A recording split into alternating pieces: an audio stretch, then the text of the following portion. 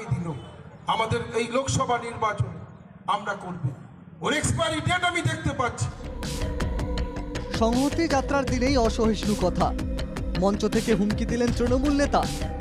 নিশানায় বিজেপির বনগাঁ সাংগঠনিক জেলার সভাপতি। তৃণমূলের জেলা সভাপতি বিশ্বজিৎ দাস হুমকির সুরে বলছেন, বিজেপি নেতার এক্সপায়ারি ডেট তিনি দেখতে পাচ্ছেন। আজকে এই বাটার মোড়ে দাঁড়িয়ে বলছি, আপনারা জেনে রাখুন, আগামী 4 থেকে 5 মাসের মধ্যে ওর এক্সপায়ারি ডেট শেষ হয়ে যাবে। ও এরপরে বনগাঁতে আর দেখতে পাবেন। যেভাবে আজকে আমরা যে মিছিল করলাম, শুধু যদি মনে করতাম দীপটা একটু ঘুরিয়ে ওর বাড়ির দিকে পাঠিয়ে দিতে, কেউ নেই ওর সঙ্গে, ওর জামা প্যান্টও থাকবে না ওর সঙ্গে। এরপরই সরব বিজেপি নেতা।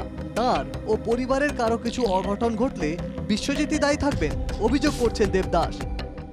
তৃণমূলের যিনি সভাপতি এবং বিজেপির বিধায়ক, তিনি সরাসরি আমাকে হুমকি দিয়েছে, আমার এবং আমার পরিবারে যদি কোনো অঘটন, কোনো দুর্ঘটনা ঘটে তার জন্য সম্পূর্ণ দায়ী থাকবে তৃণমূলের জেলা সভাপতি বিশ্বজিৎ দাস। 5 মাসের মধ্যে আমার এক্সপায়ারি ডেট আসবে। ওনাকে বলতে চাই, এক্সপায়ারি ডেট, আমি কোনো ওষুধ নই, আমি কোনো প্রোডাক্ট নই খাবারের যে এক্সপায়ারি ডেট আছে তাই। এক্সপায়ারি ডেট আছে ভগবানের হাতে, সেটা সবার জন্য, আপনার জন্য, আমার জন্য। আসলে হুমকি পাল্টা হুমকিতে বনগাঁয় রাজনৈতিক উত্তাপ রয়েছে কয়েকদিন ধরেই। গত শনিবারই বিজেপির একটি সভা থেকে বিজেপি থেকে তৃণমূলে যোগ দেওয়া বিশ্বজিৎ দাসকে নিশানা করেছিলেন দেবদাস মণ্ডল।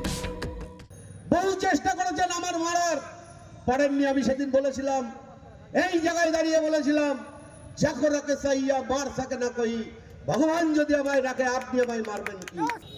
উনি মানুষকে চমকাচ্ছেন যে বিজেপি করা যাবে না, উনি নিজে বিজেপি করতেন। বলতে গেলে শীতের বঙ্গে রাজনৈতিক উত্তাপ অব্যাহত বনগাঁয়, হুমকির রাজনীতি চলছেই।